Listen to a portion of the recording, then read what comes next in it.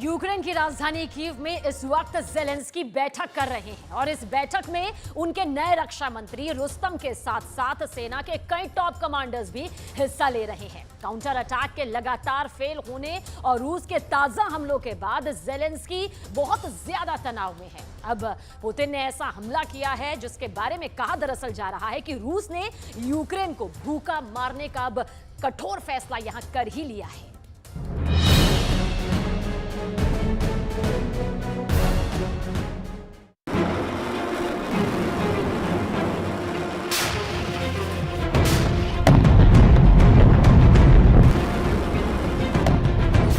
अनाज की बोरियों में लगी ये आग बहुत भयावह है। यूक्रेन से विदेशों में जा रहे अनाज रूस के ड्रोन हमले में धू-धू कर जल गए।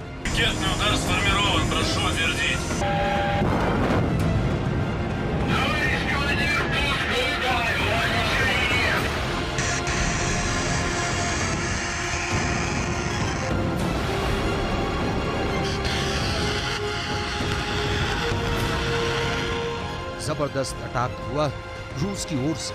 ज़ेलेंस्की के लिए पुतिन का मैसेज बिल्कुल डायरेक्ट है। यूक्रेन से अनाज बाहर नहीं जाने देंगे, जहां जहां जाओगे वहां वहां मारेंगे। जिस पोर्ट पर रूस ने हमला कर भारी मात्रा में अनाजों में आग लगा दी है वो रिवर पोर्ट है। यूक्रेन ऐसा देश है जहां नदी पर कई पोर्ट्स हैं। डेन्यूब रिवर का इजमेल पोर्ट ओडेसा के बिल्कुल दक्षिणी हिस्से में है। डेन्यूब नदी इस वक्त यूक्रेन से अनाज सप्लाई का मुख्य रूट बन गई है। जुलाई में रूस ने अनाज की डील तोड़ दी। उसके बाद रूस ने यूक्रेन के सारे बंदरगाहों को या तो निशाना बनाया है या निशाना बनाने की तैयारी में है। रूस यूक्रेन को आर्थिक रूप से पंगु कर देना चाहता है। यूक्रेन के अनाज खाने वाले अफ्रीकी देश के नेता आपको याद हो तो रूस भी गए थे और यूक्रेन भी गए थे, लेकिन कुछ नहीं हुआ। यहाँ अनाज की बोरियां स्वाहा हो रही हैं और वहाँ अफ्रीका में कोई भूखा सो रहा है। ज़ेलेंस्की के पास अब कुछ नहीं बचा, फिर भी जिद के मद में यूक्रेन के जल जाने की मुकम्मल कहानी लिखने के लिए देश को जलाने में मदद कर रहे हैं।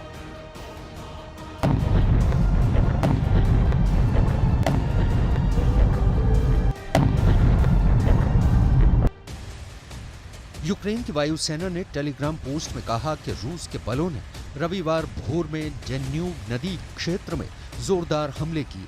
रूस ने हमले में ईरान निर्मित 25 शाहिद ड्रोनों का इस्तेमाल किया। इनमें 22 को वायु रक्षा प्रणाली ने मार गिराया।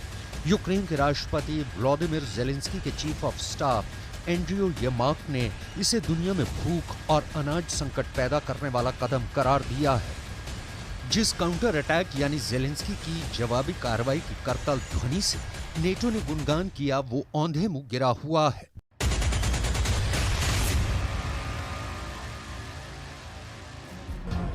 यूक्रेन का काउंटर अटैक मोर्चा दर मोर्चा फेल हो रहा है। उल्टे रूस के यूक्रेन पर हमलों ने नया जलजला पैदा कर दिया है। इसकी डिटेल पहले यहां समझ लेते हैं कि ज़ेलेंस्की के ये दिन आ गए हैं कि उन्हें अपने रक्षा मंत्री तक पर भरोसा नहीं रहा।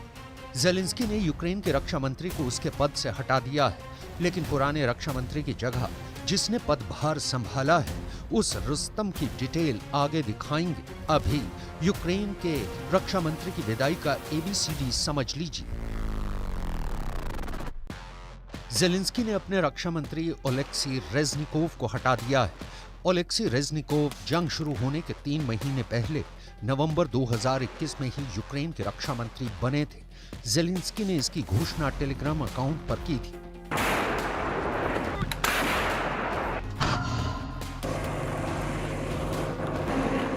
युद्ध के हर बीतते दिन के साथ ज़ेलेंस्की की सत्ता सिकुड़ती जा रही है। नेटो के तमाम हथियार समर्थन के बावजूद जंग में यूक्रेन की हालत पतली दिख रही है।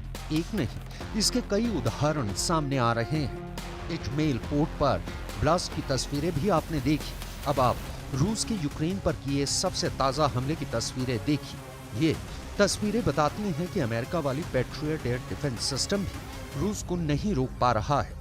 ज़ेलेंस्की अपने ड्रोनों से रूस में क्रेमलिन टू क्राइमिया हमले तो कर रहे हैं, लेकिन पुतिन के हमलों को रोक पाने की यूक्रेन में कभी भी नहीं आई। यूक्रेन के इसी सच पर पर्दा रखने के लिए ज़ेलेंस्की ने रक्षा मंत्री को बदल दिया, वरना युद्ध काल में अनुभवी सैनिक की बलि भला कौन चढ़ाता है।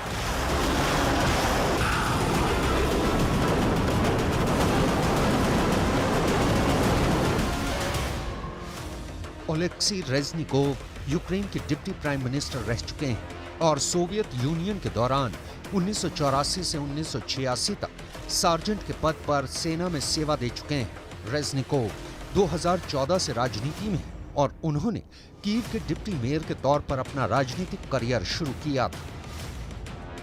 कभी ज़ेलेंस्की के करीबी माने जाने वाले रेज़निकोव को 2019 के बाद से ही लगातार तरक्की कर रहे थे, लेकिन सेना में फैले भ्रष्टाचार की आग ने रेज़निकोव के दामन पर भी दाग लगा दिए।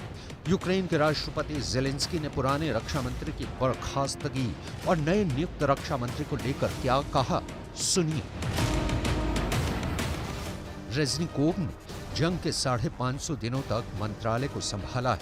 अब मिनिस्ट्री को नई अप्रोच की जरूरत है। रेज़निकोव के नेतृत्व में यूक्रेन को रूस का सामना करने के लिए पश्चिमी देशों से खूब मदद मिली। उनकी जगह अब तातार मूल के पूर्व सांसद रुस्तम उमेरोव लेंगे। यूक्रेन में रक्षा मंत्री बदले जाने का ज़ेलेंस्की का फैसला एक दिन में किया गया फैसला नहीं है। ज़ेलेंस्की ने इसकी तैयारी बहुत पहले से कर रखी थी। कहा जा रहा है कि डिप्टी डिफेंस मिनिस्टर हन्ना मलियार के बयानों को तरजीह देकर ज़ेलेंस्की ने संकेत दे दिया है कि यूक्रेन के रक्षा मंत्री की जिम्मेदारी संभालने की असली हकदार उनकी नजर में कौन है। हन्ना मलियार का सबसे ताजा बयान सुनिए।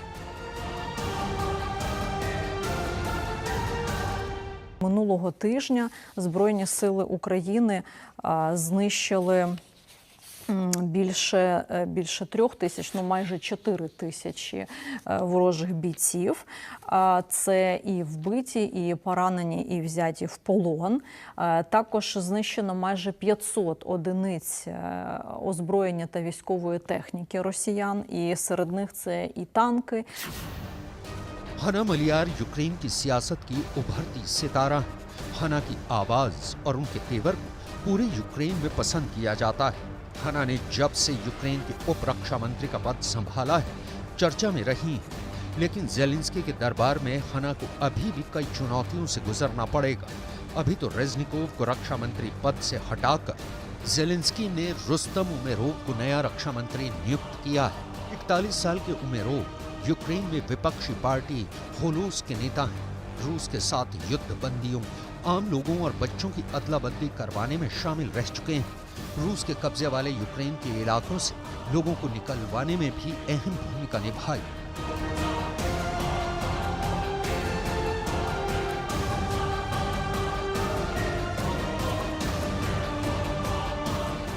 रुस्तम उमेरोव को नया रक्षा मंत्री बनाने के पीछे असली मकसद ज़ेलेंस्की की चाहत, रुस्तम भी हो सकते हैं, और नेटो की चाहत भी कि पुराने रक्षा मंत्री को पद से हटाया जाए। ज़ेलेंस्की नेटो की इच्छा जाने बिना रक्षा मंत्री तो दूर अपनी रक्षा में खड़े सिपाहियों तक के तबादले नहीं कर सकते, क्योंकि ज़ेलेंस्की की सुरक्षा में सिर्फ यूक्रेन की फोर्स नहीं, अमेरिकी इंटेलिजेंस सर्विस के लोग भी लगे रहते हैं। लेकिन अभी तो चर्चा उस असली कारण की जिसे यूक्रेन में लोगों को इशारे में बताया गया है। ये मामला यूक्रेन में रक्षा मंत्रालय के भ्रष्टाचार का है। डिटेल समझिए ज़ेलेंस्की की आर्मी में भ्रष्टाचार।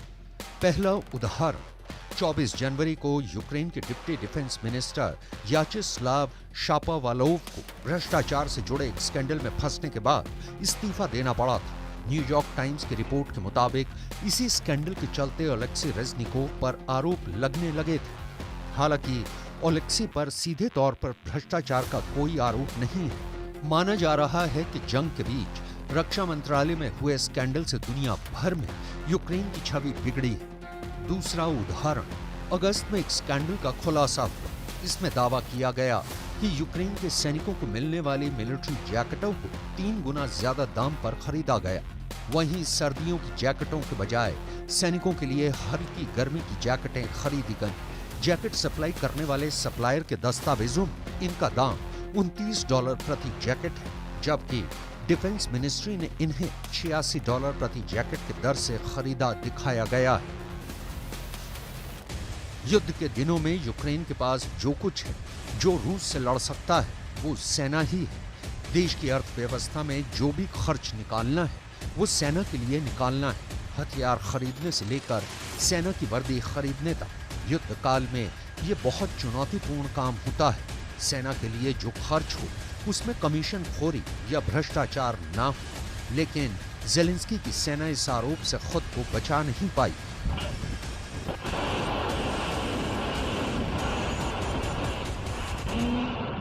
तीसरा उदाहरण, यूक्रेन के एक अखबार में 21 जनवरी को छपी रिपोर्ट में बताया गया था कि डिप्टी डिफेंस मिनिस्टर के निर्देश पर मंत्रालय ने खाने के सामान का कॉन्ट्रैक्ट 3 गुना ज्यादा महंगे दाम पर साइन किया था। द कीव इंडिपेंडेंट के मुताबिक एक अंडा जो कीव की दुकानों में 15 रुपए में मिलता है, उसे 37 रुपए के भाव से खरीदा गया था।